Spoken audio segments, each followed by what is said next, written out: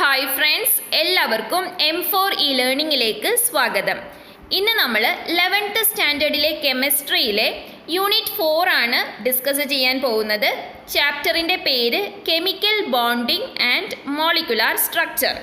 ഈ ചാപ്റ്ററിൽ മെയിനായിട്ട് 2 ടോപ്പിക്സ് ആണുള്ളത്.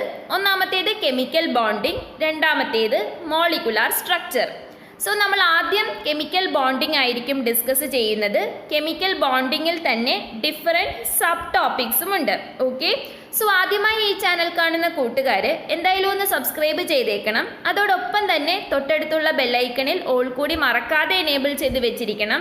എങ്കിൽ മാത്രമേ ഞാൻ ക്ലാസ്സസ് അപ്ലോഡ് ചെയ്യുമ്പോൾ തന്നെ നിങ്ങൾക്ക് നോട്ടിഫിക്കേഷൻ ലഭിക്കുകയുള്ളൂ. അപ്പോൾ നമുക്ക് ഇന്നത്തെ ക്ലാസ്സിലോട്ട് കിടക്കാം. സോ എന്താണ് കെമിക്കൽ ബോണ്ട് അല്ലെങ്കിൽ കെമിക്കൽ ബോണ്ടിങ് എന്ന് പറയുന്നതിന് മുൻപ് കുറച്ച് ബേസിക് ആയിട്ടുള്ള കാര്യങ്ങൾ നമുക്കൊന്ന് നോക്കാം. ഇത് നിങ്ങൾ ചെറിയ ക്ലാസ്സസിൽ പഠിച്ചിട്ടുള്ളതാണ്. സോ ആദ്യം തന്നെ എന്താണ് മാറ്റർ? എന്താണ് മാറ്റർ? മാറ്ററിനെ എങ്ങനെ ഡിഫൈൻ ചെയ്യാം? Anything that has mass and occupies space is called matter.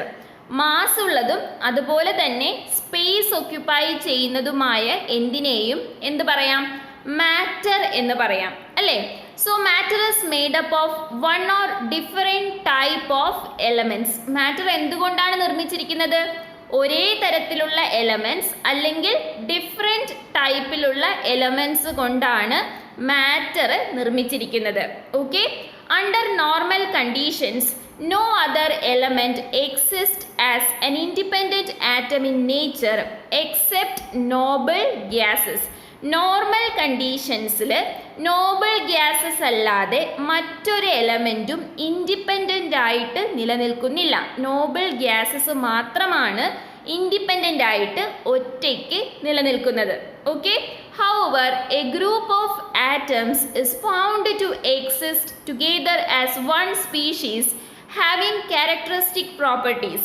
Such a group of atom is called a molecule. നമ്മൾ പറഞ്ഞു നോർമൽ കണ്ടീഷൻസിൽ നോബിൾ ഗ്യാസസ് മാത്രമാണ് ഇൻഡിപെൻഡൻ്റ് ആയിട്ട് നിലനിൽക്കുന്ന എലമെൻറ്റ്. സോ എലമെൻ്റ് ആയിട്ട് നിലനിൽക്കുന്നില്ലെങ്കിലും ചില എലമെൻറ്റ്സ് കമ്പൈൻ ചെയ്ത് മോളിക്യൂൾസ് ആയിട്ട് സ്റ്റേബിളായി നിലനിൽക്കുന്നുണ്ട്. ഓക്കെ, സോ എന്താണ് മാറ്റർ എന്നും മോളിക്യൂൾ എന്നും മനസ്സിലായല്ലോ.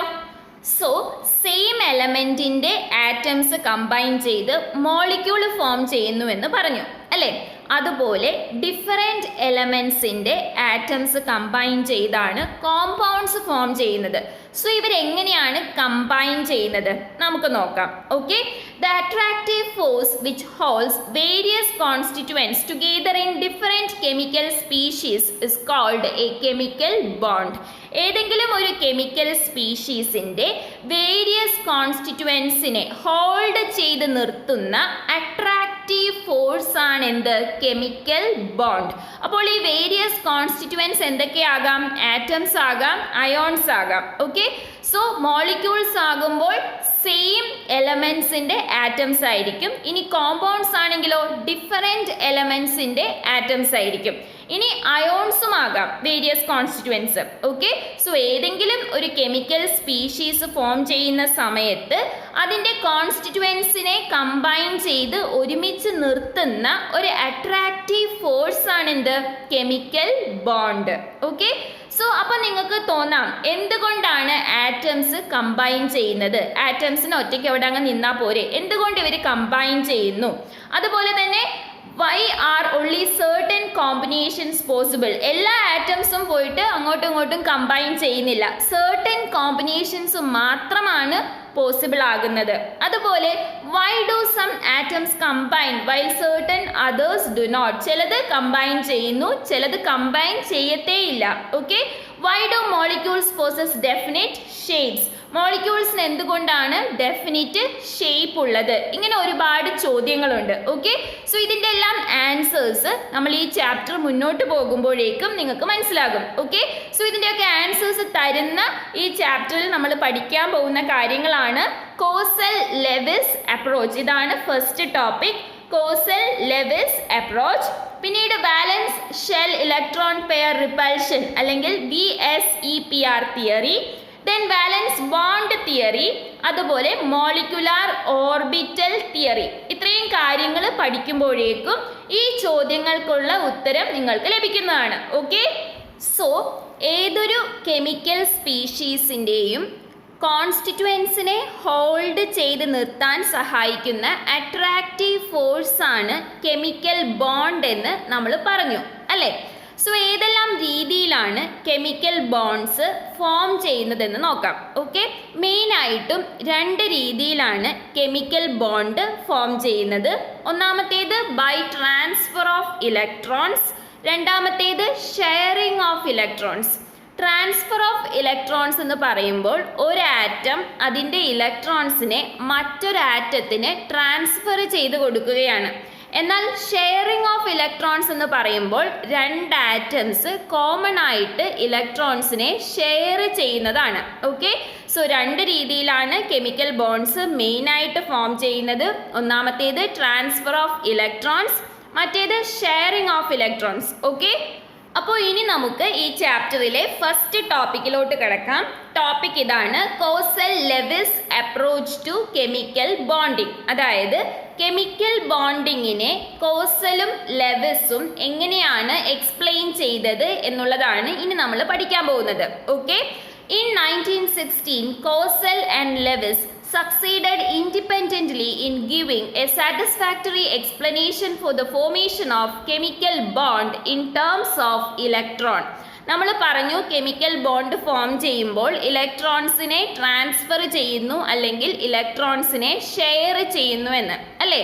സോ കെമിക്കൽ ബോണ്ടിങ്ങിനെ കുറിച്ച് ഇലക്ട്രോണിനെ ബേസ് ചെയ്തിട്ട് സാറ്റിസ്ഫാക്ടറി, അതായത് വിശ്വസനീയമായ രീതിയിലുള്ള എക്സ്പ്ലനേഷൻ ആദ്യമായി കൊടുത്തത് 1916 കോസലും ലെവിസുമാണ്. അവർ ഒരുമിച്ചല്ല വർക്ക് ചെയ്തിരുന്നത്, അവർ ഇൻഡിപെൻഡൻ്റ് ആയിട്ട് തന്നെ കണ്ടെത്തിയ കാര്യങ്ങളാണ് നമുക്ക് പറഞ്ഞു തന്നിരുന്നത്. Okay, they were the first to provide some logical explanation of the valency which was based on the inertness of noble gases. So വാലൻസിയെ കുറിച്ചും ലോജിക്കൽ ആയിട്ടുള്ള എക്സ്പ്ലനേഷൻ ആദ്യമായി നൽകിയത് ആരാണ്? കോസലും ലെവിസുമാണ്. അപ്പോൾ എന്താണ് ഈ വാലൻസി? നമുക്ക് നോക്കാം. The valency of an element is a measure of its combining capacity with other atoms when it forms chemical compounds or molecules. നമ്മൾ പറഞ്ഞു കെമിക്കൽ സ്പീഷീസ് ഉണ്ടാവുന്നത് കെമിക്കൽ ബോണ്ടിങ്ങിലൂടെയാണ്.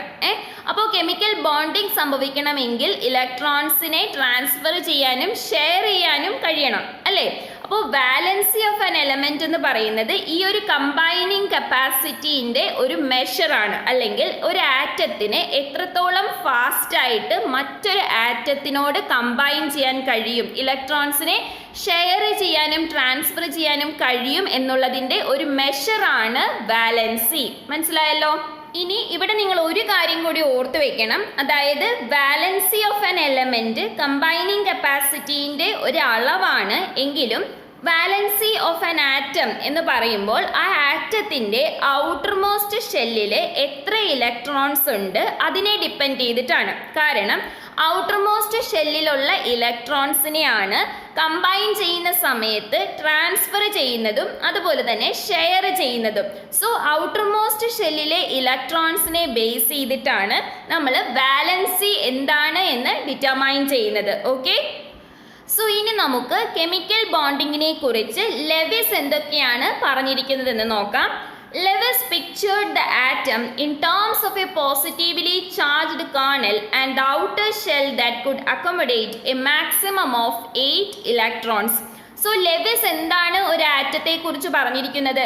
ലെവിസിന്റെ മോഡൽ അനുസരിച്ച് ആറ്റത്തിന് ഒരു കേർണലുമുണ്ട്, അതുപോലെ outer shell that could accommodate maximum of 8 ഇലക്ട്രോൺസുമുണ്ട്.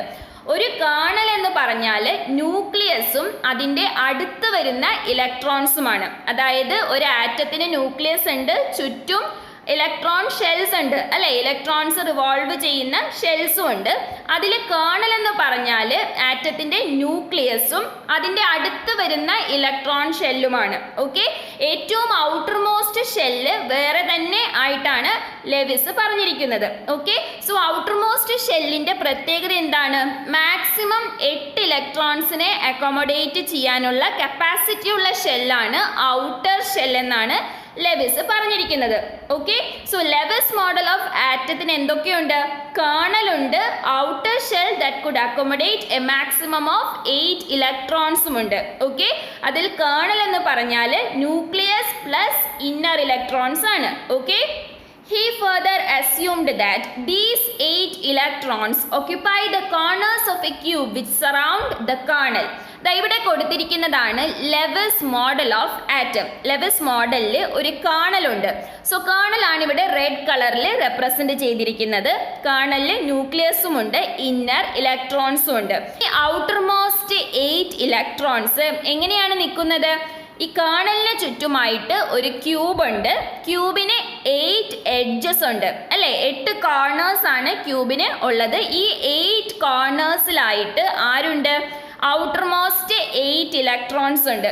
So അങ്ങനെയാണ് Lewis പറഞ്ഞിരിക്കുന്നത്. He assumed that these 8 outer most electron occupy the corners of a cube which surround the kernel. കേർണലിന് ചുറ്റും ഇരിക്കുന്ന ക്യൂബിന്റെ കോർണേഴ്സിലാണ് ഔട്ടർ മോസ്റ്റ് ഷെല്ലിലെ 8 ഇലക്ട്രോൺസ് ഇരിക്കുന്നത്. Okay, thus the single outer shell electron of sodium would occupy one corner of the cube, while in case of noble gas all the 8 corners would be occupied.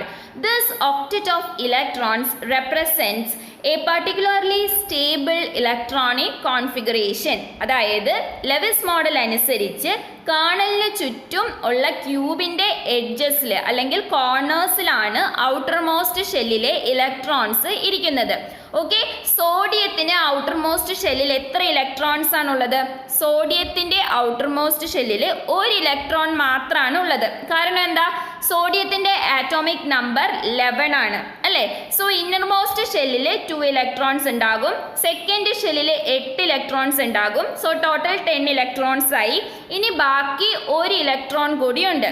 So സോഡിയത്തിന്റെ കേർണലിൽ ന്യൂക്ലിയസും 10 ഇലക്ട്രോൺസും വരും. ബാക്കിയുള്ള 1 electron ആണ് കേർണലിന്റെ പുറത്തായിട്ട് സ്ഥിതി ചെയ്യുന്ന ക്യൂബിന്റെ കോർണറിൽ ഇരിക്കുന്നത്. So ആകെ 1 electron ആണ് സോഡിയത്തിന് outer most ഷെല്ലിൽ ഉള്ളത്. അത് ഏതെങ്കിലും ഒരു കോർണറിൽ ഇരിക്കുന്നുണ്ടാവും. ഓക്കെ, എന്നാൽ നോബൽ ഗ്യാസസിന്റെ കേസിൽ എന്താണ്? നോബൽ ഗ്യാസസിന് ഔട്ടർ മോസ്റ്റ് ഷെല്ലിൽ 8 ഇലക്ട്രോൺസും ഉണ്ട് അല്ലേ? സോ 8 കോർണേഴ്സിലും ആരുണ്ടാവും? ഇലക്ട്രോൺസ് ഉണ്ടാവും നോബൽ ഗ്യാസിന്റെ കേസസിൽ. സോ ഔട്ടർ മോസ്റ്റ് ഷെല്ലിൽ 8 ഇലക്ട്രോൺസ് ഉണ്ടെങ്കിൽ ഒക്ടറ്റ് ഓഫ് ഇലക്ട്രോൺസ് എന്ന് നമുക്ക് പറയാം. അതായത് octet means 8 electrons outer most ഷെല്ലിൽ ഉണ്ടെങ്കിൽ ഒക്ടറ്റ് കംപ്ലീറ്റ് ആയി എന്ന് നമുക്ക് പറയാം. അതെന്തിനെ റെപ്രസെന്റ് ചെയ്യുന്നു? സ്റ്റേബിൾ ഇലക്ട്രോണിക് അറേഞ്ച്മെന്റിനെ റെപ്രസെന്റ് ചെയ്യുന്നു. ഔട്ടർ മോസ്റ്റ് ഷെല്ലിൽ 8 ഇലക്ട്രോൺസ് ഉണ്ടെങ്കിൽ ഇലക്ട്രോണിക് കോൺഫിഗറേഷൻ സ്റ്റേബിൾ ആണ്, അല്ലെങ്കിൽ ആറ്റം സ്റ്റേബിൾ ആണ് എന്ന് നമുക്ക് പറയാനായിട്ട് സാധിക്കും. മനസ്സിലായല്ലോ? Now Lewis postulated that atoms achieve the stable octet when they are linked by chemical bonds. അതായത് നമ്മൾ പറഞ്ഞു സ്റ്റേബിൾ ഒക്ടറ്റ് ഉള്ളത് ഏതിനാണ്? നോബൽ ഗ്യാസസിന് മാത്രമാണ്. ഓക്കെ, മറ്റ് ആറ്റംസിന് ഔട്ടർ മോസ്റ്റ് ഷെല്ലിൽ 8 ഇലക്ട്രോൺസ് ഇല്ല. സോ 8 ഇലക്ട്രോൺസ് അച്ചീവ് ചെയ്യുമ്പോഴാണ് സ്റ്റേബിൾ ഇലക്ട്രോൺ അറേഞ്ച്മെന്റ് ഒരു ആറ്റത്തിന് ലഭിക്കുന്നത്. ഓക്കെ, ലെവിസ് പറയുന്നതനുസരിച്ച് ഒരു ആറ്റത്തിന് സ്റ്റേബിൾ ഒക്ടറ്റ് അച്ചീവ് ചെയ്യണമെങ്കിൽ എന്ത് ചെയ്താൽ മതി? കെമിക്കൽ ബോണ്ട് ഫോം ചെയ്താൽ മതി. മറ്റൊരു ആറ്റവുമായിട്ട് കെമിക്കൽ ബോണ്ട് ഫോം ചെയ്യുന്നതിലൂടെ ആറ്റത്തിന് സ്റ്റേബിൾ ഒക്ടറ്റ് അച്ചീവ് ചെയ്യാൻ സാധിക്കുമെന്നാണ് പറയുന്നത്. ഓക്കെ, സോ ഇതെങ്ങനെയാണ് പോസിബിൾ ആവുന്നതെന്ന് നമുക്ക് നോക്കാം. So, in the case of sodium and chloride, this can happen by transfer of an electron from sodium to chlorine, thereby giving the Na plus and Cl minus ions. നമ്മൾ പറഞ്ഞു stable octet കിട്ടണമെങ്കിൽ chemical bond form ചെയ്താൽ മതി. ഇവിടെ അതിൻ്റെ ഒരു example ആണ് കൊടുത്തിരിക്കുന്നത്. സോഡിയവും ക്ലോറിനും എങ്ങനെയാണ് കെമിക്കൽ ബോണ്ട് ഫോം ചെയ്ത് സ്റ്റേബിൾ ഒക്ടറ്റ് കംപ്ലീറ്റ് ചെയ്യുന്നത് എന്ന് നമുക്ക് നോക്കാം. ഓക്കെ, സോ സോഡിയത്തിൻ്റെ ആറ്റോമിക് നമ്പർ 11 ആണെന്ന് നമ്മൾ നേരത്തെ തന്നെ പറഞ്ഞു അല്ലേ? സോഡിയത്തിന് 11 ആണ് atomic number. So electronic configuration നമുക്ക് എങ്ങനെ എഴുതാം? 281 എന്നാണ് സോഡിയത്തിൻ്റെ electronic configuration. So outermost ഷെല്ലിൽ ഒരു ഇലക്ട്രോൺ ആണുള്ളത്. സോ സോഡിയത്തിന് ഈസി ആയിട്ട് ഈ ഒരു ഇലക്ട്രോണിനെ മറ്റൊരു ആറ്റത്തിന് കൊടുക്കാനായിട്ട് സാധിക്കും. ഓക്കെ, സോ ഇവിടെ നമ്മൾ ക്ലോറിൻ ആറ്റം നോക്കുമ്പോൾ ക്ലോറിൻ ആറ്റത്തിന്റെ ഇലക്ട്രോണിക് കോൺഫിഗറേഷൻ എങ്ങനെയാണ്? ക്ലോറിന്റെ ആറ്റോമിക് നമ്പർ 17 ആണ്, ശരിയല്ലേ? സോ ക്ലോറിന്റെ ഇലക്ട്രോണിക് കോൺഫിഗറേഷൻ എങ്ങനെ എഴുതാം? 287 എന്നാണ് ക്ലോറിന്റെ ഇലക്ട്രോണിക് കോൺഫിഗറേഷൻ. അതായത് ഔട്ടർ മോസ്റ്റ് ഷെല്ലിൽ 7 ഇലക്ട്രോൺസ് ആണ് ഉള്ളത്. സോഡിയത്തിന് ഔട്ടർ മോസ്റ്റ് ഷെല്ലിൽ ഒരു ഇലക്ട്രോൺ ഉണ്ട്, ക്ലോറിൻ്റെ ഔട്ടർ മോസ്റ്റ് ഷെല്ലിൽ 7 ഇലക്ട്രോണും ഉണ്ട്. ഓക്കെ, സോ സോഡിയം ഈ ഒരു ഇലക്ട്രോണിനെ ക്ലോറിന് കൊടുത്തു കഴിഞ്ഞാൽ ക്ലോറിന് ഔട്ടർ മോസ്റ്റ് ഷെല്ലിൽ 8 ഇലക്ട്രോൺസ് ഉണ്ടാകും. ഈ 7 ഇലക്ട്രോൺസിനെ നഷ്ടപ്പെടുത്തുന്നതിനേക്കാൾ എളുപ്പമാണ് ഒരു ഇലക്ട്രോണിനെ ക്ലോറിൻ അക്സെപ്റ്റ് ചെയ്യുന്നത്. അതുപോലെ സോഡിയം ആണെങ്കിൽ 7 ഇലക്ട്രോണിനെ വാങ്ങിക്കുന്നതിനേക്കാൾ എളുപ്പമാണ് ഈ ഒരു ഇലക്ട്രോണിനെ നഷ്ടപ്പെടുത്തുന്നത്. ഓക്കെ, അതുകൊണ്ടാണ് സോഡിയം ഔട്ടർ മോസ്റ്റ് ഷെല്ലിലുള്ള ഒരു ഇലക്ട്രോണിനെ ക്ലോറിന് കൊടുക്കുന്നത്. അപ്പോൾ സോഡിയത്തിനും ഒക്ടറ്റ് കംപ്ലീറ്റ് ചെയ്യാം, അതുപോലെ ക്ലോറിനും ഒക്ടറ്റ് കംപ്ലീറ്റ് ചെയ്യാനായിട്ട് സാധിക്കും. പക്ഷെ അങ്ങനെ ചെയ്യുമ്പോൾ എന്ത് സംഭവിക്കും? സോഡിയം Na+ ആകും, അതായത് ഒരു ഇലക്ട്രോൺ നഷ്ടപ്പെട്ടു, അല്ലേ? Atom as a whole is electrically neutral എന്നാണ് നമ്മൾ പഠിച്ചിരിക്കുന്നത്. അതായത് സോഡിയം 11 ആറ്റോമിക് നമ്പർ ഉള്ള സമയത്ത് സോഡിയം ആറ്റം സ്റ്റേബിൾ ആയിരുന്നു. ഈക്വൽ നമ്പർ ഓഫ് പ്രോട്ടോൺസും ഈക്വൽ നമ്പർ ഓഫ് ഇലക്ട്രോൺസുമാണ് സോഡിയത്തിനുള്ളത്. അതിൽ ഒരു ഇലക്ട്രോൺ നഷ്ടപ്പെടുത്തിയപ്പോൾ പോസിറ്റീവ് ചാർജ് കൂടുതലായല്ലോ, ഒരു പോസിറ്റീവ് ചാർജ് അധികമായി. അതുകൊണ്ട് സോഡിയം അയോൺ ആയിട്ട് മാറി, Na+. അതായത് ഒരു ഇലക്ട്രോണിനെ കളഞ്ഞപ്പോൾ സോഡിയത്തിന് ഒരു പോസിറ്റീവ് ചാർജ് അധികമാണ്, അതുകൊണ്ട് Na+ അയോൺ ആയിട്ട് സോഡിയം മാറി. അതുപോലെ chlorine as a whole electrically neutral ആയിരുന്നു ആദ്യം. 17 ആറ്റോമിക് നമ്പർ എന്ന് പറയുമ്പോൾ ക്ലോറിന് ഈക്വൽ നമ്പർ ഓഫ് പോസിറ്റീവ് ചാർജും നെഗറ്റീവ് ചാർജും ഉണ്ടായിരുന്നു. എന്നാൽ ഒരു ഇലക്ട്രോണിനെ അക്സെപ്റ്റ് ചെയ്തപ്പോൾ ക്ലോറിന് ഒരു നെഗറ്റീവ് ചാർജ് അധികമായി. അപ്പോൾ ക്ലോറിൻ എന്തായി മാറി? ക്ലോറൈഡ് അയോൺ ആയിട്ട് മാറി. ഓക്കെ, സോ ക്ലോറൈഡ് അയോണിന് നെഗറ്റീവ് ചാർജ് ആണ്. സോ Cl- അയോൺ ആയിട്ടാണ് മാറിയിരിക്കുന്നത്. ഓക്കെ, സോ ഇങ്ങനെ കമ്പൈൻ ചെയ്തിട്ടാണ് സോഡിയം അയോണും ക്ലോറൈഡ് അയോണും ഫോം ചെയ്യുന്നത്. ഓക്കെ, അപ്പോൾ നമ്മൾ സോഡിയം അയോണും അതുപോലെ തന്നെ ക്ലോറൈഡ് അയോണും ഫോം ചെയ്ത സമയത്ത് ട്രാൻസ്ഫർ ഓഫ് ഇലക്ട്രോൺസിലൂടെയാണ് കെമിക്കൽ ബോണ്ട് ഫോം ചെയ്തത്. ഓക്കെ, എന്നാൽ മോളിക്യൂൾസിൻ്റെ കേസിൽ എങ്ങനെയാണ് കെമിക്കൽ ബോണ്ട് ഫോം ചെയ്യുന്നതെന്ന് നോക്കാം. Okay, in case of other molecules like Cl2, H2, F2, etc., the bond is formed by the sharing of a pair of electrons between the atoms. അതായത് chlorine molecule ആണെങ്കിലും hydrogen molecule ആണെങ്കിലും fluorine മോളിക്യൂളൊക്കെ ആണെങ്കിൽ എങ്ങനെയാണ് chemical bond form ചെയ്യുന്നത്? Sharing of ഇലക്ട്രോൺസിലൂടെയാണ് chemical bond form ചെയ്യുന്നത്. അല്ലെങ്കിൽ ഇലക്ട്രോൺസ് ഷെയർ ചെയ്താണ് ഔട്ടർ മോസ്റ്റ് ഷെല്ലിൽ ഒക്ടറ്റ് കംപ്ലീറ്റ് ചെയ്യുന്നത്. Okay, in the process each atom attains a stable outer octet of electrons. ഇങ്ങനെ ഷെയർ ചെയ്ത് ഔട്ടർ മോസ്റ്റ് ഷെല്ലിൽ 8 ഇലക്ട്രോൺസിനെ കംപ്ലീറ്റ് ചെയ്യുന്നു. ഓക്കെ, ഇവിടെ കൊടുത്തിരിക്കുന്നത് ക്ലോറിൻ മോളിക്യൂൾ എങ്ങനെയാണ് ഫോം ചെയ്യുന്നത് എന്നുള്ളതിനെ കുറിച്ചാണ്. ഓക്കെ, സോ ക്ലോറിൻ്റെ ആറ്റോമിക് നമ്പർ എത്രയാണ്? 17 ആണ്, അല്ലേ? സോ ക്ലോറിൻ്റെ ഇലക്ട്രോൺ അറേഞ്ച്മെന്റ് എങ്ങനെ വരും? 287 എന്നാണ് വരുന്നത്. അതായത് ഓരോ ക്ലോറിൻ ആറ്റത്തിനും ഔട്ടർ ഷെല്ലിൽ 7 ഇലക്ട്രോൺസ് ഉണ്ട്, അല്ലേ? ഒരു ഇലക്ട്രോണും കൂടി കിട്ടിയാൽ മാത്രമാണ് ഒക്ടറ്റ് കംപ്ലീറ്റ് ചെയ്യാനായിട്ട് സാധിക്കുന്നത്. സോ ക്ലോറിൻ മോളിക്യൂൾ ഫോം ചെയ്യണമെങ്കിൽ 2 ക്ലോറിൻ ആറ്റം വേണം. ഇവിടെ കൊടുത്തിട്ടുണ്ട് 2 ക്ലോറിൻ ആറ്റം. 2 ക്ലോറിൻ ആറ്റത്തിനും ഔട്ടർ മോസ്റ്റ് ഷെല്ലിൽ 7 ഇലക്ട്രോൺസ് ഉണ്ട്. 2 പേർക്കും ഓരോ ഇലക്ട്രോൺസും കൂടി കിട്ടിയാലാണ് ഒക്ടറ്റ് കംപ്ലീറ്റ് ആവുന്നത്. ഓക്കെ, സോ ഇവിടെ അവർ എന്ത് ചെയ്യും?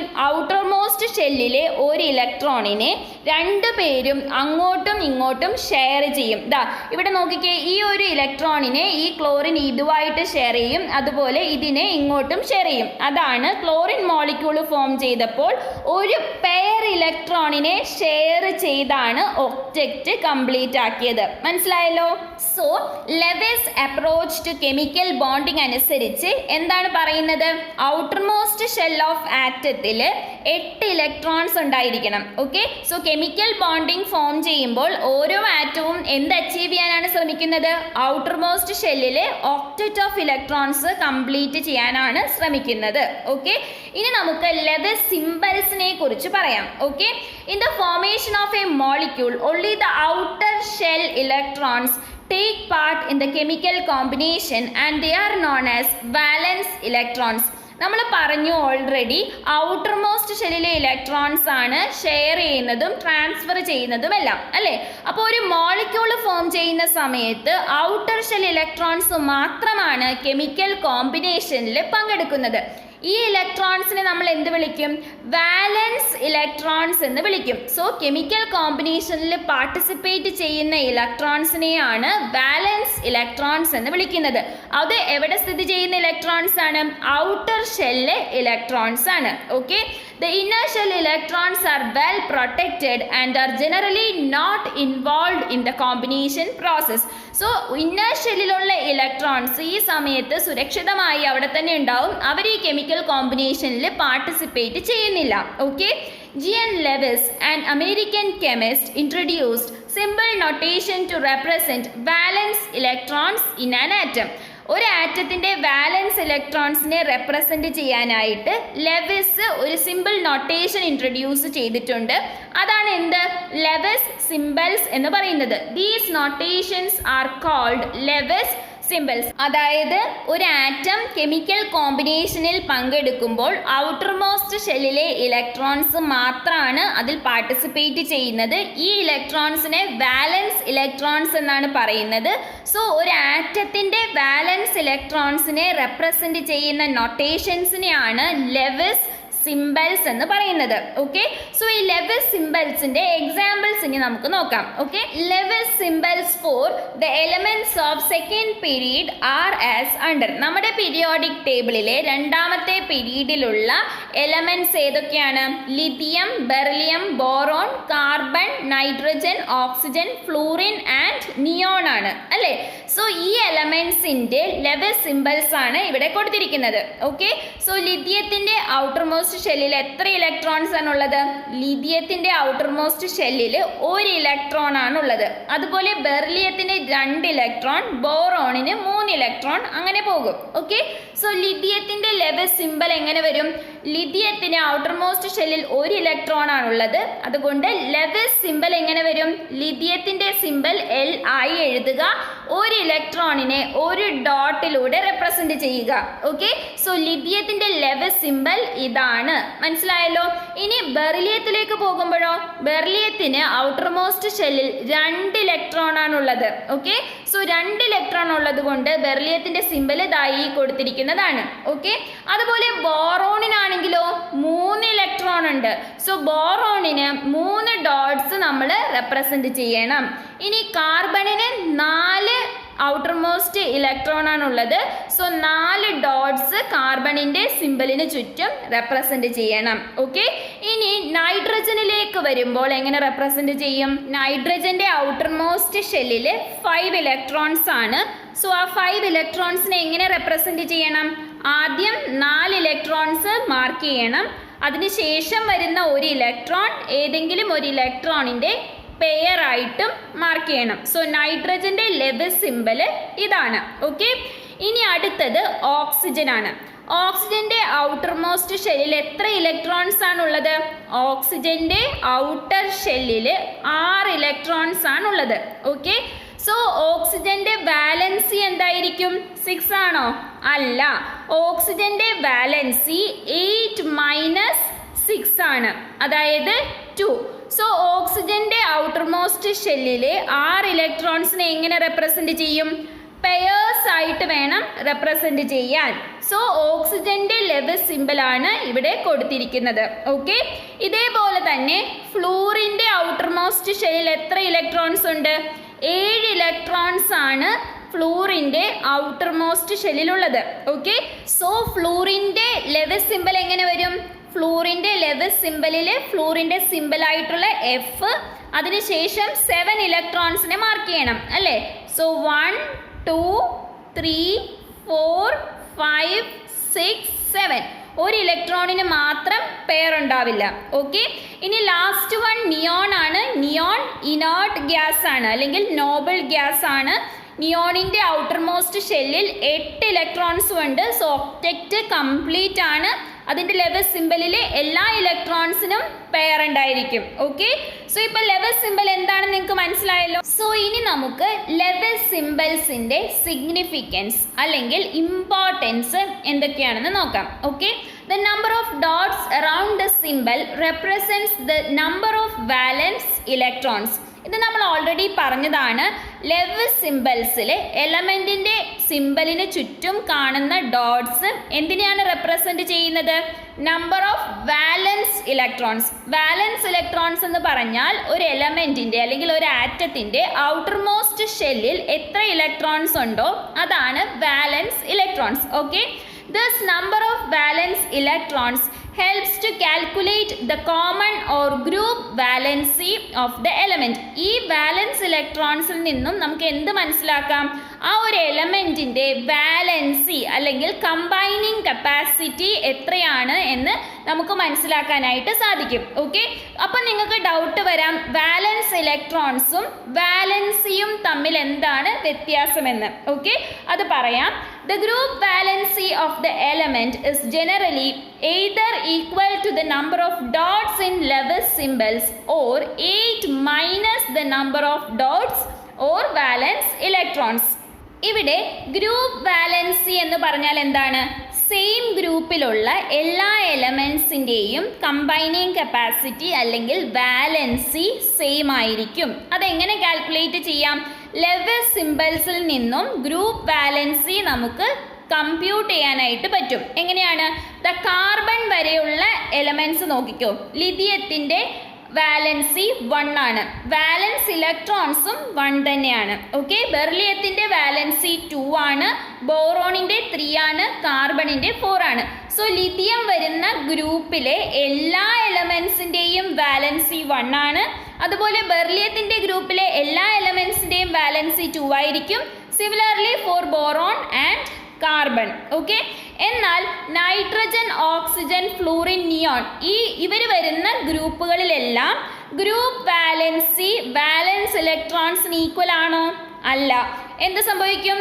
8 മൈനസ് നമ്പർ ഓഫ് ഡോട്ട്സ് അല്ലെങ്കിൽ 8 മൈനസ് വാലൻസ് ഇലക്ട്രോൺസ് ആണ് ഇവിടെ മുതലുള്ള ഗ്രൂപ്പിൻ്റെ ഗ്രൂപ്പ് വാലൻസി എന്ന് പറയുന്നത്.